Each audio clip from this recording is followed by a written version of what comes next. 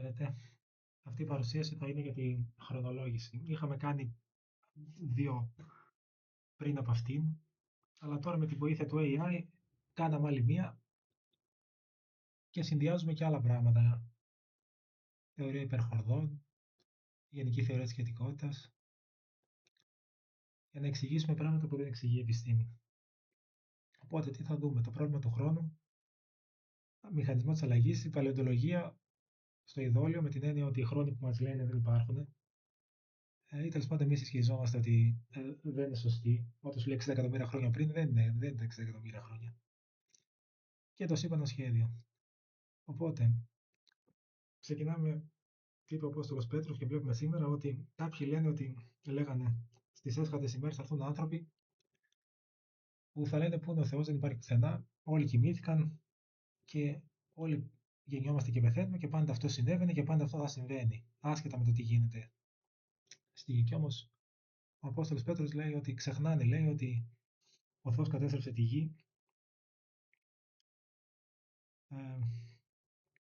με νερό. Η ουρανή ήταν παλιά, αλλά ο Θεός κατέστρεψε τη γη όταν υπήρχαν άνθρωποι που πιστεύαν αυτά τα πράγματα. Που πιστεύουμε και σήμερα, δηλαδή, πολλοί κόσμος. Οπότε, για τη φυσική γενικά τι ισχύει? Έχουμε τη θεωρία του Einstein ότι η βαρύτητα καμπυλώνει το χωρόχρονο, που για να την εκφράσει, την εξέφρασε με τη βοήθεια μαθηματικών του Ρίμαν, που μια θεωρία που υπήρχε εκείνη την εποχή, και με τον Καραθεοδωρή, τον οποίο τον αλληλογράφησε μαζί του για να τον βοηθήσει να βγάλει τα μαθηματικά και να εξηγήσει αυτό που του είχε φέρει ο Θεός στο μυαλό, ότι η βαρύτητα καμπυλώνει το χωρόχρονο. Οπότε, τέλος πάντων, εκεί που καταλήγει η γενική θεωρία σχετικότητα είναι ότι η πληροφορία, τα έχουμε πει και αλλού αυτά, είναι καθαρό αριθμό και είναι πυκνότητα τη ηλιοενέργεια. Εντάξει, αυτά μέχρι στιγμή εδώ είναι η επιστήμη, δεν λέμε κάτι που δεν υπάρχει. Ο χρόνο δεν είναι απόλυτο, αλλά είναι συνυφασμένο με την ύλη και τη γνώση. Αυτό προκύπτει από τη γενική θεωρία σχετικότητα, μια συνέπεια. Τώρα, αυτό το πράγμα εδώ δεν το έχουν πάρει υπόψη του οι παλαιοντολόγοι. Δηλαδή, όταν λε 6 εκατομμύρια χρόνια πριν, ο χρόνο δεν ήταν σταθερό. Με την έννοια ότι άλλη γνώση υπήρχε, άρα άλλη καμπύλωση τη ηλιοενέργεια, άρα εν τέλει αυτό που μετράμε σήμερα για 6 εκατομμύρια χρόνια δεν είναι τόσο, ήταν λιγότερο.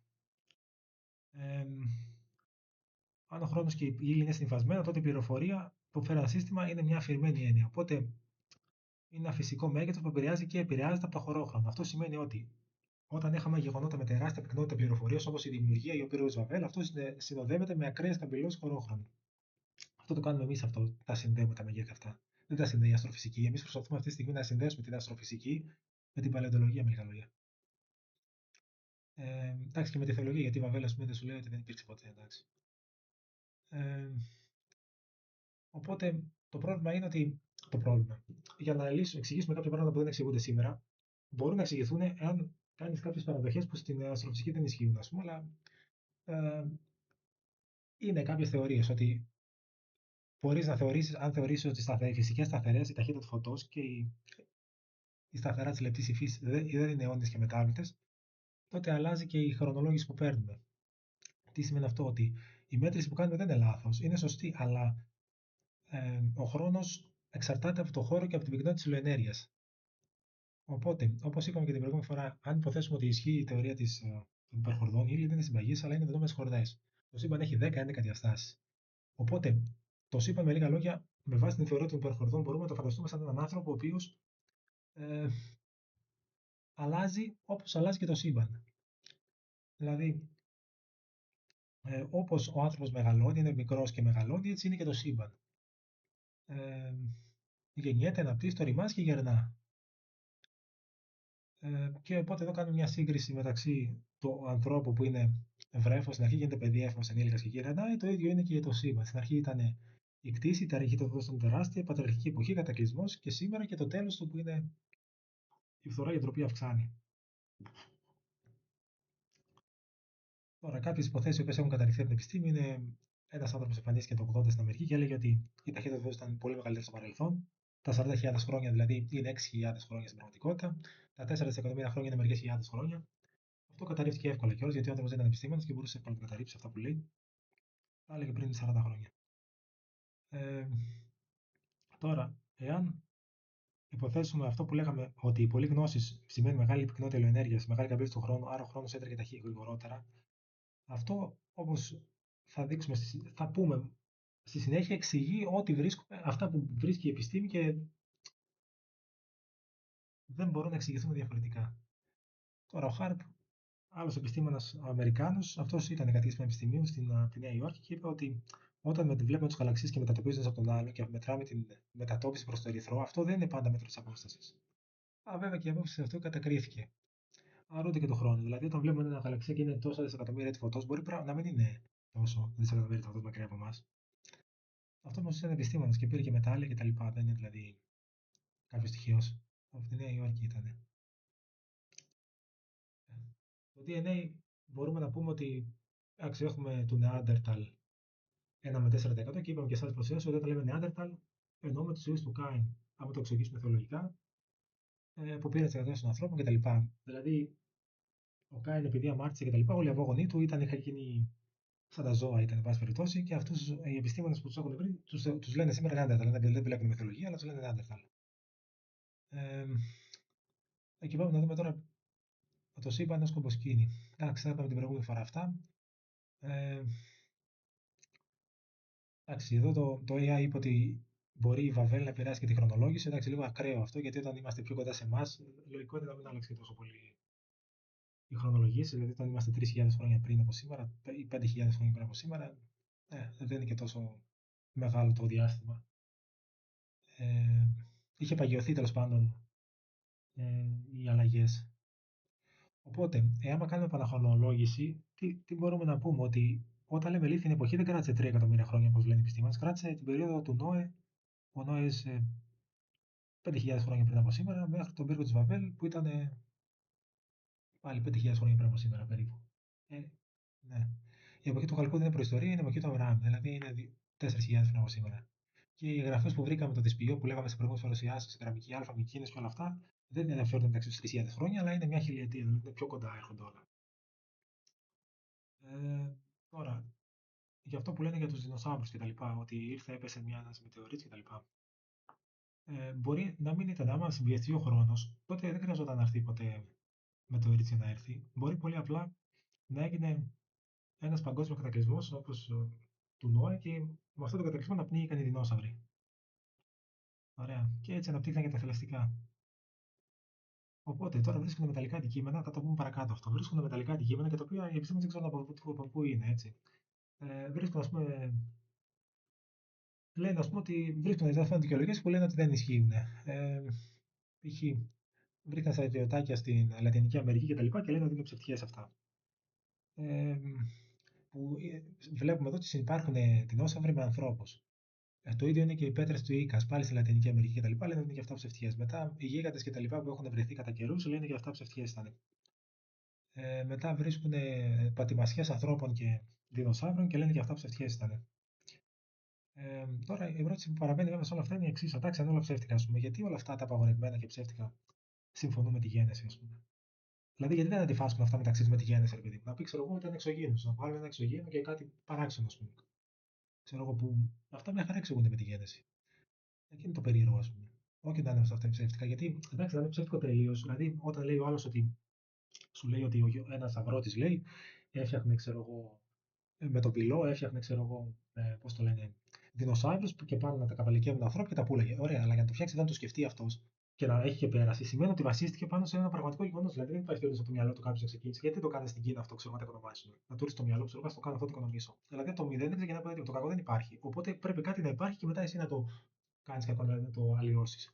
Άρα προφανώ αυτοί οι άνθρωποι κάτι βρήκαν εκεί πέρα, ο Γιώργο αυτό, και μετά του πάνε έχει κι άλλα και δεν είχε άλλα και έφτιαξε δικό του.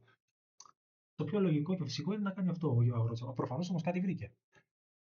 Τώρα, τι ισχύει για την επιστήμη. Η επιστήμη πιστεύει τον ομοιομορφισμό, τον οποίο τον εισήγαγαν δύο Σκοτσέζοι γεωλόγοι πριν 250 χρόνια, ο Χάτον και ο Λέιελ, και είπαν ότι ο ρυθμό αλλάζει σταθερά τη γη κτλ. Όλα τα δισεκατομμύρια χρόνια πάνε σιγά σιγά, οι αλλαγέ γίνονται σιγά σιγά, τα ζώα αργά. Ενώ το νέο μοντέλο τη γεωλογία που λέμε εμεί τώρα εδώ πέρα, ότι όλα γίνανε απότομα και βία, δεν χρειάστηκαν δισεκατομμύρια χρόνια, μόνο λίγε χιλιετίε κτλ. Αυτό μπορεί να ισχύει, είπαμε, μεταβάλλεται μεταβλητέ αυτέ.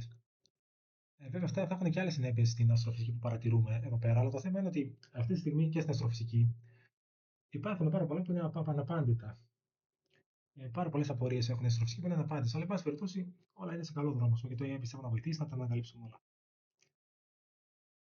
Επίση, κάτι άλλο που βρίσκουν, ας πούμε, το οποίο και αυτό πάλι είναι δύσκολο να διαψευστεί, είναι ότι βρίσκουμε ζωντανά απολυθώματα ψαριών που δεν θα έπρεπε να υπάρχουν. Δηλαδή, βρίσκονται, ας πούμε, κάτι ψάρια τα οποία έπρεπε να ζουν πριν 250 εκατομμύρια χρόνια κτλ. Και το θέμα είναι ότι τα βρίσκουν και είναι πανομοιότατα με του προγόνου του. Και λε τώρα, κάτσε, αν το βρίσκω τώρα, 250 χρόνια δεν εξελίχθηκε, υποτίθεται. Έμεινε έτσι όπω είναι.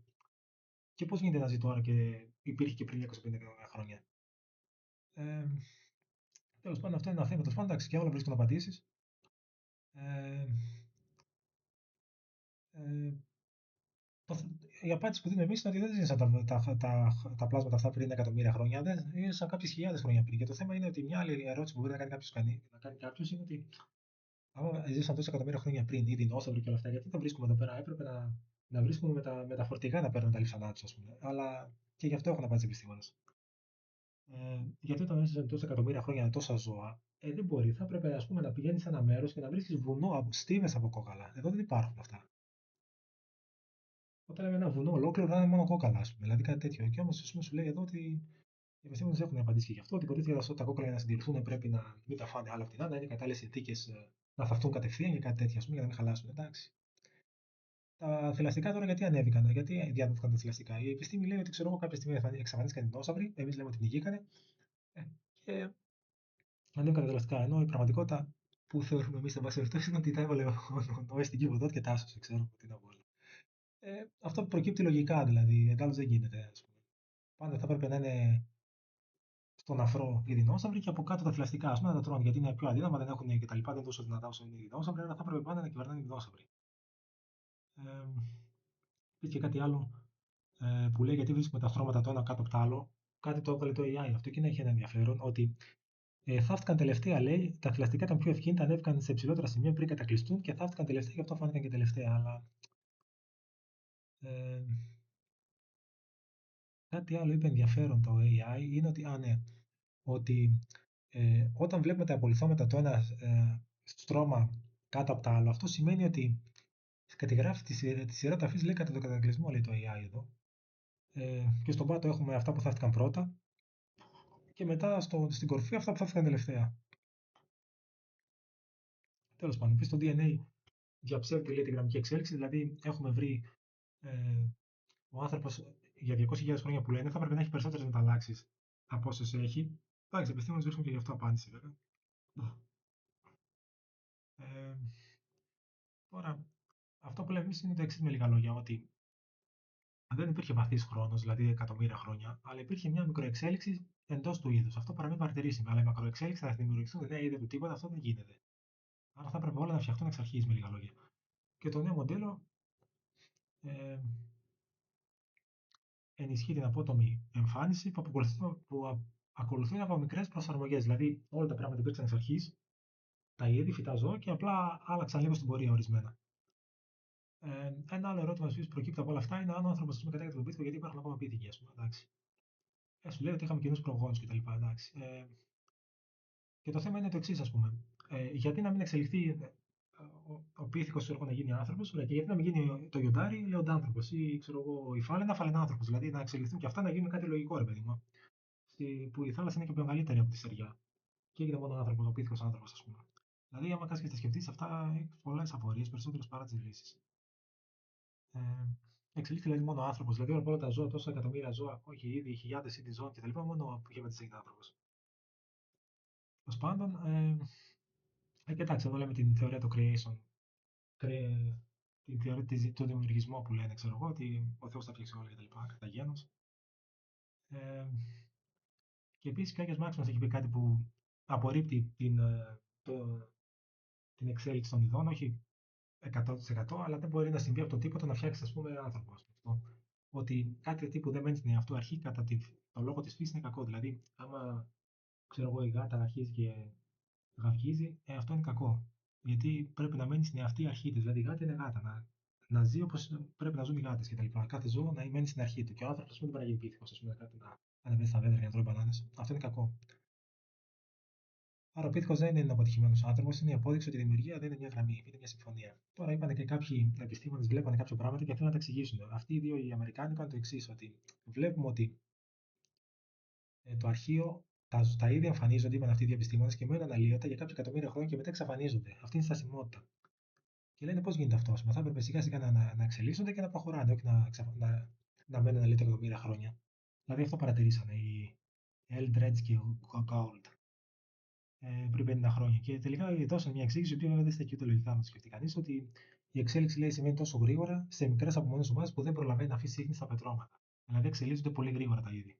Αλλάζουν και χωρί να γίνεται αυτά τελειωτό στα.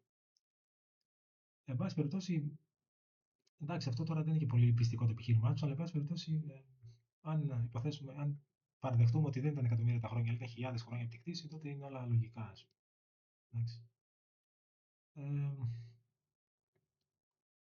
Επίση, κάθε αρχαίο πολιτισμό έχει μια αφήγηση χρυσή παρελθή στο παρελθόν, χρυσή εποχή στο παρελθόν. Επίση, όλοι οι πολιτισμοί αρχαίοι μιλούν για ένα μεγάλο κατακλυσμό. Ε, Υπήρξε ταχύτατη διασπορά. Ε, Αυτό υποστηρίζει η θεωρία μας που εξηγεί πολλά πράγματα. Οι Αζδέκοι και αυτοί έχουν το Θεό, το λένε Θεό που λέγαμε την προηγούμενη φορά, ότι η γλώσσα τους είναι και αυτή από τα πελαγικά, δηλαδή που είναι το παπαγί είναι και αυτή, εν πάση περιπτώσει. Για τον νευρό, για τη σύγχυση, οι άνθρωποι διασκορπίστηκαν παίρνοντα μαζί του κομμάτια τη ίδια γνώση. Δηλαδή, ήταν όλοι, επειδή ήταν μικρή ποσότητα των ανθρώπων, όταν διασκορπίστηκαν, πήραν την ίδια γνώση. Γι' αυτό λένε όλοι οι πολιτισμοί κατακλυσμό κτλ. Τώρα το ανθρώπινο επιχείρημα, η ανθρωπική αρχή που λέμε ότι όλα είναι σκόπιμα, γίνανε όπω γίνανε, δεν είναι τυχαία, όπω λένε οι επιστήμονε, γιατί αυτό είναι κοντοστοιχισμό, όπω λέγαμε την προηγούμενη φορά. Μια αίρεση που καταπολεμήθηκε από την πρώτη κομμουνική σύνδεση, καταδικάσαμε όλα αυτά. Αλλά εντάξει, κατά καιρού θα επανέρχονται, α πούμε. Εντάξει, δεν είναι ότι επειδή καταδικάστηκε δεν ξαναπάρει ποτέ. Οι άνθρωποι, ο καθένα ό,τι πιστεύει. Ε, Επηρεάστηκε, λέει εδώ το Βάλο, έβγαλε το εξή, ότι επηρεάστηκε την προφυσιολογία του εγκεφάλου του, των ανθρώπων εκείνων του Αβέλ, και δεν έγινε η αλλαγή τη γλώσσα, ήταν αλλαγή του λογισμικού του εγκεφάλου. Οπότε οι χρονολογίε, αν συνδυαστούν, πώ μπορούμε να ελέγξουμε τι χρονολογίε. Δεν μπορεί να τι ελέγξει, μόνο μπορεί. Ε, δεν μπορεί να ελεγχθεί με ραδιοχρονολόγηση ή χρονολογίε, αλλά με το νέο μοντέλο τη διαφορετική του χρόνου. Γιατί πρέπει να φτιάξουν επιστήμονε ένα νέο μοντέλο που να τα εξηγεί. Χρησιμοποιώντα γενεολογίε αρχαίων κειμένων όπω το Σίγκελ κτλ. Των Εβραίων, μασοριτικό κείμενο κτλ. Ε, Οπότε στο μέλλον δεν θα ψάχνουμε πλέον για εκατομμύρια χρόνια προγόνου μα, θα ψάχνουμε για επιβιώσει γνώση του Νόα. Ενώ τώρα ψάχνουμε και βρίσκουμε κάθε τρει και λίγο, λένε στα κανάλια, βρήκαμε νέο του ανθρώπου, νέο είδο ανθρώπου, νέο είδο ανθρώπου κτλ. Οπότε εν τέλει που καταλήγουν όλα αυτά, ότι η ανθρώπινη ιστορία δεν πρέπει να καταλαβεί ω όχι μια αργή πορεία εκατομμυρίων ετών, αλλά μια ταχεία δυναμική διασπορά ενό ενιαίου αρχικού πολιτισμού. Καλή συνέχεια, όταν σε ευλογεί.